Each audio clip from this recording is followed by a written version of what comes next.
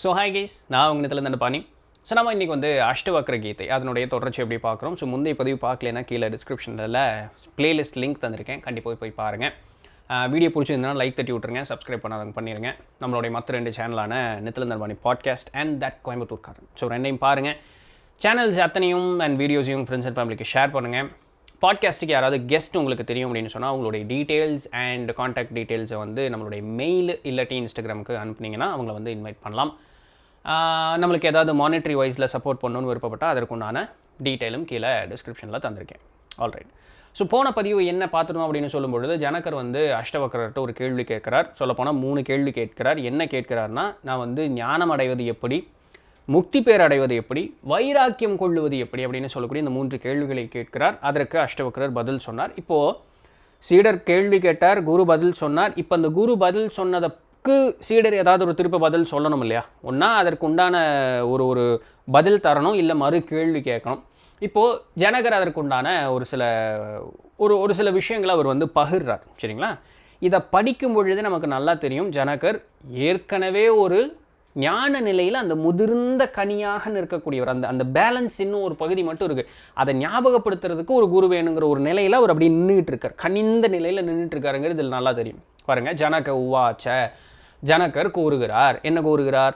அஹோ நிரஞ்சனக. அஹோன்னா இப்போ நம்ம மகிழ்ச்சியில் சொல்லுவோம் ஆஹா அப்படின்னு சொல்லுவோம் இல்லையா? அது அஹோ நிரஞ்சனக சந்தோ போதோகம் பிராகிருத்தே பார ஏதத்வம் அகம் காலம் மோகனைவ விதாம்பிதேக அப்படிங்கிறார் ஜனகர். அப்படின்னா என்ன அப்படின்னு கேட்டோம்னா, ஜனகர் சொல்கிறார், ஆஹா நான் எந்த களங்கமும் இல்லாதவன், நான் வந்து ஒரு ஒப்பீடு வைக்க முடியாதவன், எல்லையற்றவன், நான் முழுமையாக இருக்கக்கூடிய அந்த சிற்சுரூபமானவன், நான் இந்த இயற்கை அப்படின்னு சொல்லக்கூடியதற்கு எல்லாத்திற்கும் அப்பாற்பட்டவன், என்னுடைய காலங்கள் அனைத்தும் வந்து வெறும் ஒரு மாயையான ஒரு நிலையில் வந்து நான் கழிச்சிட்டனே, இதெல்லாம் தேவையே இல்லையே, எனக்கு எந்த விதமான ஒரு கட்டுப்பாடு அப்படிங்கிறது ஒன்று இல்லவே இல்லையே, நான் அப்படின்னு சொல்லக்கூடியது தான் உண்மை, இந்த ஆன்மான்னு சொல்லக்கூடியது நான் மட்டும்தான் உண்மை, இந்த உடலோடு சேர்ந்து இந்த அண்ட சராசரம் அனைத்துமே வந்து என்போல் இருக்கக்கூடிய ஒரு ஒளிப்பிளம்பானதாச்சே, இதையெல்லவா நான் இத்தனை நாள் தவற விட்டுட்டேன், என்னை தவிர இங்கே வேறு எதுவுமே இல்லையே, அடடா இப்படி இந்த அண்ட சராசரம் முழுக்க என்னுடைய உடல் தான் அப்படிங்கிறது எனக்கு தெரியாமல் போச்சே, இது தெரியாமல் நான் வந்து இத்தனை காலம் வந்து இதை வேற ஏதோ அப்படின்னு நினச்சி நான் புறந்தள்ளி ஓடி இருக்கனே. அப்போது ஒரு குருவனுடைய ஒரு திருக்கருணையின்பால் இந்த திருவருள் அப்படிங்கிறது வந்து என்னங்கிற உண்மை நமக்கு வந்து புரிய வருது. அந்த புரிதலின் காரணமாக இது எல்லாம் உண்மை என்ன பொய் என்ன அப்படிங்கிறத நான் புரிஞ்சுக்கிட்டேன், உண்மை என்ன எல்லாமே நான் தான் அப்படிங்கிறது புரிஞ்சுக்கிட்டேன். எப்படி வந்து ஒரு நீரில் வந்து அந்த ஒரு நுரை ததும்பி அதில் வந்து அந்த நுரை இருக்கோ, அந்த நுரைங்கிறது அந்த நீரை காட்டிலும் வேறு எதுவுமே கிடையாது. அதுபோல் இந்த நுரையாக இருக்கக்கூடிய இந்த அண்ட சராசரம் என்னை காட்டிலும் வேறு எதுவுமே இல்லை. ஒரு துணி அப்படிங்கிறது ஒன்று எடுத்து பார்த்தோம்னா, நல்ல கவனமாக பார்த்தோம்னா அதற்குள்ள நூல் தான் இருக்கும், நூலை தவிர்த்து வேறு துணி கிடையாது. நீ மேம்போக்காக பார்க்கும்போது அது துணி அப்படின்னு தெரியும், ஆனால் உள்ளார்ந்து கவனித்து பார்த்தீங்கன்னா அதில் நூல் வந்து கோர்க்கப்பட்ட அந்த இழைகள் எல்லாம் சேர்ந்துருக்கும். அப்போ அந்த இழை தான் உண்மையே தவிர அதனுடைய வெளித்தோற்றம் துணியாக நமக்கு தெரியுது. அதுபோல் இந்த அண்ட சராசரம் அப்படிங்கிறதும் இந்த உடலுங்கிறதும் தனியாக தெரிஞ்சாலும் அது தனியெல்லாம் இல்லை, அது நான் தான், இந்த ஆன்ம சிற்சுரூபம் தான், அது அத்தனையுமே தவிர வேறு எதுவுமே இல்லை. எப்படி வந்து ஒரு சர்க்கரையில் ஒரு சுகர் கேன் ஜூஸ், ஸோ அதிலிருந்து சர்க்கரை அப்படிங்கிறது எடுக்கப்படுகிறதோ அதுபோல் என்னிலிருந்து வெளிவந்தது தான் இந்த அண்டசராசரம். அப்போ நான் இல்லாமல் இந்த அண்டசராசரம் அப்படிங்கிறது கிடையாது. உனக்கு அஞ்ஞானம் அப்படிங்கிறது, அறிவின்மை, அந்த அஞ்ஞானம் அப்படிங்கிறது இருக்கும் பொழுது இந்த அண்டசராசரம் முழுக்க இருப்பதாக தெரிகிறது. ஞானம் அப்படிங்கிறது வாய்க்கு பெறும் பொழுது இது எல்லாமே மறைஞ்சு போயிடுது. எப்படி ஒரு கயிறு வந்து பாம்பாக தெரிகிறதோ, அது வந்து உண்மையிலுமே அங்கே கயிறு தான் இருக்குது, பாம்பு அங்கே கிடையாது. ஆனால் அந்த ஒரு பயங்கிற அந்த ஒரு நிலை மாற்றத்தினால ஒரு கயிறு ஒரு பாம்பாக தெரிகிறதோ, அதுபோல் இந்த ஒரு அஞ்ஞானத்தின்பால் இந்த அண்டமெல்லாம் இருக்கிறார் போல் நமக்கு தெரியுது. ஆனால் உண்மையாலுமே அதெல்லாம் இங்கே கிடையாது. ஒளி அப்படின்னு சொல்லக்கூடியது மட்டும்தான் என்னுடைய உண்மையான நிலை. பாருங்கள், இவர் இன்னும் பிரம்மத்தை பற்றி பேசலை, பிரம்மத்திற்கு ஒருபடி கீழே தன்னை ஆன்மாவாக ஒரு சித் சுரூபமாகத்தான் இன்னும் சொல்லிகிட்டு இருக்கார். அந்த வகையில் பார்க்கும்பொழுது நாம் ஒரு சக்தி நிலை, சக்தி வந்து ஒளி தோற்றமாக தான் இருக்கும். இன்றைக்கி ஆங்கிலம் சொல்லும்பொழுது ஃபோட்டான் அப்படின்னு சொல்கிறாங்க இல்லையா? அப்போ நான் ஒரு ஒளி, இந்த ஒளியை தவிர வேறு எதுவுமே இல்லை. இந்த மொத்த அண்ட சராசரமும் இந்த ஒளியினால் ஆனது தான். நான் இது இப்படி இருக்கும்னு நினச்சா அது அப்படி இருக்குது, அவ்வளோதான். மற்றபடி வேறு ஒன்றும் இல்லை. அஹோ ஆஹா சூப்பராக இருக்குது அப்படிங்கிறார். அப்போ இந்த அண்ட சராசரம் முழுக்க என்னுள் காணுகிறேன் நான். என்னுடைய அஞ்ஞானம் முழுக்க ஞானத்தின்பால் மறைஞ்சுதே. இந்த ஒரு இது எப்படி பட்ட அஞ்ஞானம் அப்படின்னு கேட்டால், முத்தினுடைய சிப்பியை பார்த்து அதற்குள்ளே வெள்ளி இருக்குது, ஏன்னா அது பார்க்குறதுக்கு வெள்ளி மாதிரி இருக்கும், வெள்ளி இருக்குதுன்னு நினைக்கிறது போல், கயிற்றை பார்த்து பாம்பு இருக்குதுன்னு நினைக்கிறது போல், இல்லை ஒரு சூரிய வெளிச்சத்தில் அந்த இடத்துல காணல் நீர் இருக்குதுன்னு நினைக்கிறது போல் தான் இந்த அஞ்ஞானம் அப்படின்னு சொல்லக்கூடியது. அண்டம் வேற நான் வேற இதெல்லாம்னு சொல்லக்கூடியது. எப்படி ஒரு பானை அப்படிங்கிறதுக்குள்ளே மண் மறைந்து போகிறதோ, எப்படி ஒரு அலைக்குள்ளே நீர் மறைந்து போகிறதோ, எப்படி ஒரு ஆபரணத்திற்குள்ள தங்கம் மறைந்து போகிறதோ, அதுபோல் இந்த அண்டமானது எனக்குள் முழுக்க மறைந்து போனது. அது பார்க்கறதுக்கு இருக்கிற மாதிரி இதெல்லாம், ஆனால் உண்மை என்ன? உண்மை நான் மட்டும்தான் இருக்கேன். இங்கே என்ன தவிர வேறு எதுவுமே இல்லை. அப்போ இங்கே அழிவதும் எதுவும் இல்லை, வாழ்வதும் எதுவும் இல்லை, உருவாக்கமும் ஒன்றும் இல்லை. ஆனால் ஆதியான அந்த உருவாக்கிய பிரம்மன் முதல் கொண்டு ஒரு சிறு புல் பூண்டு வரைக்கும் எல்லாமே நான் தானே தவிர அங்கே வேறு எதுவுமே இல்லை. எல்லாம் ஒரு காலத்தில் மறையக்கூடியது. ஆனால் எது உடலளவில் இருக்கக்கூடியது மறையக்கூடியது. ஆனால் அதை தாண்டி இருக்கக்கூடிய நான்கிறது உண்மையானது. அது ஒரு காலம் மாறாதது. அப்போ நான் என்னை என்னுடைய உடலாக நான் கருதினேன் அப்படின்னு சொன்னால், நான் என்னால் எங்கேயும் போக முடியாது, என்னால் எதையும் பண்ண முடியாது, அது இந்த அண்டம் பெருசு, அது கஷ்டம் இது கஷ்டம்னு சொல்லிட்டு இருக்கேன். அப்படியெல்லாம் ஒன்றும் இல்லை. நான் இந்த உடலே இல்லைன்னு நினைக்கும் பொழுது எல்லாமே நான் தான் அப்படிங்கிறது எனக்கு நல்லா தெரியும். அப்போ நான் யாருக்கு வணக்கம் வைப்பது? ஓஹோ அந்த ஆஹா அவர் அதை எல்லா இடத்துலையும் சொல்கிறாரு. ஆஹோ அப்படிங்கிறார், அந்த வார்த்தையை சொல்லுவார். அப்போ நான் யாரை வணங்குவது? நான் என்னை மட்டுமே என்னால் வணங்க முடியும். ஏன்? என்னை தவிர தான் இங்கே வேறு யாருமே இல்லை. அப்போ என்னை நானே வணங்குகின்றேன். இந்த மொத்த அண்ட சராசரத்தையும் என்னுள் கொண்டு இருக்கக்கூடிய இந்த உடலை நான் வணங்குகின்றேன். என் உடலால் இந்த அண்ட சராசரத்தின் முழுக்க நான் தொழுகின்றேன். எனக்கு நானே நெடுஞ்சான் கடையாக விழுந்து என்னை நான் வணங்குகின்றேன். காரணம், என்னை தவிர்த்து இங்கே வேறு எதுவுமே இல்லை. அப்போது நான் இங்கே சொல்லக்கூடிய அந்த ஒரு பேச்சு, இப்போ நான் பேசக்கூடிய அந்த பேச்சு, இதை பேச வைக்கக்கூடிய இந்த ஒரு மனம், எல்லாம் என்னை காட்டிலும் வேறு எதுவுமே கிடையாது. அப்போ இங்கே அறிவு, அறியக்கூடிய பொருள், அறிபவன் அப்படின்னு சொல்லக்கூடிய இந்த மூன்றும், அறிவு, அறியக்கூடிய பொருள், அறிபவன் அப்படின்னு சொல்லக்கூடிய இந்த மூன்றும், நாலேஜ், நோவபிள் அண்ட் த நோவர், சரிங்களா? இந்த மூன்று அப்படின்னு சொல்லக்கூடிய நிலைப்பாடே இந்த இடத்துல கிடையவே கிடையாது. அஞ்ஞானத்தின்பால் இது இருப்பதாக நமக்கு தோன்றுகிறது, அவ்வளோதான். அஞ்ஞானம் இருக்கிற வரைக்கும் நான் அதை பார்த்தேன் அப்படின்னு சொல்லுவான். ஆனால் ஞானமானது வாய்க்க பெறுங்கால் அந்த நொடிப்பொழுதே இந்த மூன்றும் அந்த இடத்துலேருந்து முழுமையாக மறைகிறது. துன்பம் அப்படிங்கிறது யார் ஒருவனுக்கு வரும் அப்படின்னு கேட்டால், இரட்டைத்தன்மை, டியூவாலிட்டி அப்படின்னு சொல்லக்கூடிய அந்த ஒரு தன்மை இருக்கக்கூடியவனுக்கு மட்டுமே துன்பம் அப்படிங்கிறது வரும்.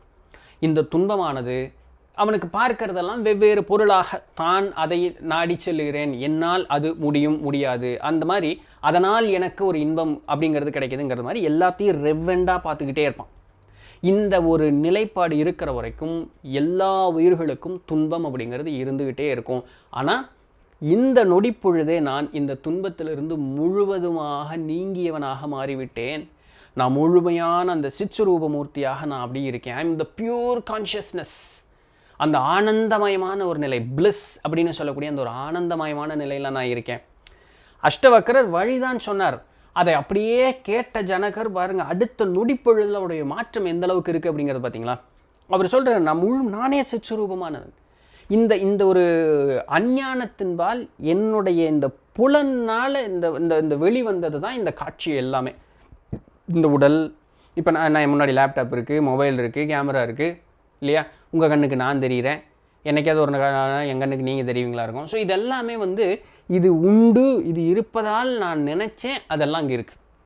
இதெல்லாம் மனதனுடைய வேலை. இட்ஸ் ஜஸ்ட் மென்டல் ஆக்டிவிட்டி, அவ்வளோதான். மற்றபடி வேறு ஒன்றும் இல்லை. அதை நீ புரிஞ்சு பிடிச்சிட்டே அப்படின்னு சொன்னால் இங்கே வேறு உண்மையாலுமே இங்கே வேறு எதுவுமே கிடையாது. அப்படி எடுத்து பார்க்கும்போது இங்கே உன்னை கட்டி வைப்பதற்கும் பாண்டேஜ் அப்படிங்கிறதும் ஒன்றும் கிடையாது. இதிலிருந்து தப்பிச்சு போகிறோம் ஃப்ரீடம்னு சொல்கிறதுக்கும் இங்கே ஒன்றுமே கிடையாது. தெர் இஸ் நைதர் பாண்டேஜ் நார் ஃப்ரீடம் அப்படின்னு ரெண்டுமே கிடையாது. முக்தியும் கிடையாது, இங்கே பற்றும் கிடையாது. அப்போ நீ பிறக்கவும் இல்லை, இறக்கவும் இல்லை. நீ ஏற்கனவே அப்படியே ஆனந்த சுரூபமான சித்ஸ்வரூபமூர்த்தியாக தான் நீ ஏற்கனவே இருக்க. இதெல்லாம் இந்த பற்று, இந்த முக்திங்கிறதெல்லாம் நீ ஒரு இலூஷன், இது ஒரு மாயமாக உனக்கு தெரியுது. அதை அந்த அந்த அஞ்ஞானம் நீங்கும் பொழுது, ஞானமானது வாய்க்கப்பெறும் பொழுது இங்கே அப்படிங்கிறது ஒன்றுமே இல்லை அப்படின்னு. ஸோ என்னை தவிர இங்கே வேறு எதுவுமே இல்லையா? நம்ம நிர்வாண சத்கம் அப்படின்னு சொல்லக்கூடிய அந்த நூல் வாய்ப்பு கிடச்சா எடுத்து படித்து பாருங்கள். அதில் இருக்கும், நான் மனுஷன் இல்லை, நான் உனக்கு குரு இல்லை, சீடன் இல்லை, எனக்கு பிறப்பு இல்லை, இறப்பில்லை, இப்படி எதுவும் எல்லாத்தையும் இல்லை இல்லை இல்லை இல்லைன்ட்டே வருவார் ஆதிசங்கரர். அதே மேட்ரு தான் இந்த இடத்துலையும் இருக்குது. அப்போ என்னுடைய உடலாக நான் கருதுவது, இந்த அண்ட சராசரமாக கருதுவது எல்லாமே என்னுடைய சிச்சுரூபத்தை தவிர வேறு எதுவுமே இல்லை. அப்போது நான் என்ன பண்ணிகிட்ருக்கேன் இங்கே? இப்போ நான்கிறது இங்கே நான் யாருங்க? நான் என்னங்க பண்ணிகிட்ருக்கீங்க? ஒன்றுமே நான் பண்ணலை. இது வெறும் ஒரு கற்பனை காட்சி. நான் வெறும் கனவு கண்டு கொண்டு இருக்கிறேன். நான் இங்கு இருப்பதாகவும், இன்பம் கொள்ளுவதாகவும், துன்பம் கொள்ளுவதாகவும், முக்தியை நோக்கி செல்லுவதாகவும், பிறவா நிலையை நோக்கி செல்லுவதாகவும் நான் கற்பனை கொண்டிருக்கிறேன். அதனால தான் போன பதிவில் பார்த்துருந்தோம், அஷ்டவக்ரர் என்ன சொன்னார்? தியானம் செய்கிறேன்னு நீ பயிற்சியாக அதை செய்கிறது தான் உனக்கு பெரிய பிரச்சனையே வருவர். ஏன்னா அது இலகுவாக இருப்பது, நீ அதுவாகவே இருப்பது, நீ அதை என்ன தனியாக போய் செய்கிறேன்னு என்னத்தையும் ஒன்று சொல்கிற, அப்படி ஒன்றும் கிடையாது அப்படிங்கிறாங்க. அப்போது சொர்க்கம் கிடையாது, நரகம் கிடையாது, பற்று கிடையாது, விடுதலை கிடையாது. எதுக்குடா படப்படன்னு இருக்கிறீங்க? இதெல்லாம் வெறும் உன்னுடைய கற்பனை. அது நீ நம்புனா மட்டும்தான் அது உண்மை, இல்லைன்னா இல்லை. அப்போ வேற என்ன இருக்குது? இங்கே வெறும் சிச்சுரூபம் தான் இருக்குது. நீ தான் அந்த சிச்சுரூபமும் கூட. ஆஹா, அப்போ இந்த டியூவாலிட்டி, இந்த இரட்டைத்தன்மை அப்படிங்கிறது மக்கள் மத்தியில் ஒரு காடு போல் வளர்ந்துருச்சான். அப்படி சொல்கிறார், மக்கள் மத்தியில் காடு போல் வளர்ந்து கிடக்குது. அதனால தான் அவன் இந்த பற்றுகள் ஆன கோடுகளில் அவன் பின்னி பிணைக்கப்பட்டிருக்கான். அதிலிருந்து அவன் நீங்கணும். நீங்காத வரைக்கும் இது ஒரு நெடும் காடு போல் இருக்கும். இந்த ஒரு மாயைங்கிறது நெடும் காடு போல் இருக்கும். அதுலேருந்து வெளிவரது ரொம்ப கஷ்டம். அப்போ நீ அதுக்கு என்ன பண்ணணும்? நான் இந்த உடல் இல்லை, எனக்கு உடலுங்கிறதே கிடையாது. முதல்ல என்னுடைய ஆணவம் அப்படிங்கிறது என்னை விட்டு முழுக்க நீங்கி விட்டது. நான் முழுமையாக அந்த சிற்சுரூபமூர்த்தி, எனக்கு உருவமோ தன்மையோ விளக்கத்திற்கு உட்பட்ட எதுவுமே நான் கிடையாது அப்படிங்கிறது நீ சொல்லணும். இதை உணர்ந்து அதுவாக நீ இருப்பதற்கு பழகிட்டே அப்படின்னு சொன்னால் எல்லா விதமான கட்டுக்களும் உன்னை விட்டு நீங்கிவிடும். நீ ஒரு எல்லையில்லாத பெரும் கடலானவன். நீ உன்னுடைய மனமானது அசைந்து கொண்டே இருக்கு. எப்படி அசைதான்? மென்டல் ஸ்டாம் அப்படிங்கிற ஒரு பெரும் புயல், குழப்பமான பெரும் புயல் உன்னை சூழ்ந்திருக்கு.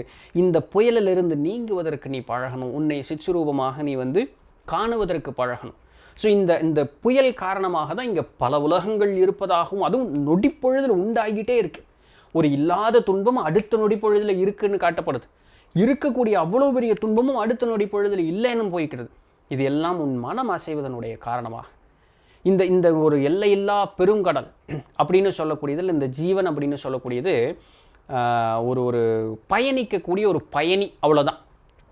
இந்த அண்ட சராசரம் அப்படின்னு சொல்லக்கூடிய ஒரு கப்பல் என்ன ஆகுது அப்படின்னு சொல்லும் பொழுது இந்த மனதனுடைய படபடப்பில் சிக்கி உடஞ்சி கீழ் விழுந்துருச்சு. இப்போ இதை கடக்கணும் அப்படின்னு சொன்னால் ஒரே வழி எப்படி? இந்த எல்லையில்லாத கடல். எல்லையில்லாத கடல்னு அவருக்கு சுட்டி காட்டுறது நம்மளுடைய பிறப்பை சொல்கிறாருங்க. இது நீண்டுக்கிட்டே போயிட்டே இருக்குது, முடியறதாவே காணும் இல்லையா? ஸோ இந்த ஜீவனானது இந்த கடலுக்குள்ளே இந்த அண்டமான ஒரு ஒரு ஒரு ஒரு ஒரு இடத்திற்குள்ளே அது பயணிச்சுக்கிட்டு இருக்குது. ஆனால் இது அண்டம்னு சொல்லக்கூடிய நம்மளுடைய உடலை சொல்கிறார். உடல் கொண்டு இந்த ஜீவனானது பயணம் பண்ணிக்கிட்டே இருக்குது. இந்த வாழ்க்கையில் ஒரு முடிவு அப்படிங்கிறது பெறாமல் இதிலிருந்து எப்படி தப்பிப்பது அப்படின்னு கேட்டால் ஒரே வழி, இது எல்லாமே நீ தான் அப்படிங்கிறது நீ புரிஞ்சுக்கிட்டு அதுவாக இருப்பதற்கு நீ அப்படியே உன்னை பழக்கப்படுத்திக்கணும் ஃபர்ஸ்ட் ஆஃப் ஆல். சரிங்களா? பழக்கப்படுத்தி நீ புரிந்து கொள்ளும் பொழுது இது எல்லாம் அடுத்த நொடி காணாமல் போயிருங்க. உன் கண்ணு முன்னாடி இங்கே எதுவுமே இருக்காது அப்படிங்கிறது.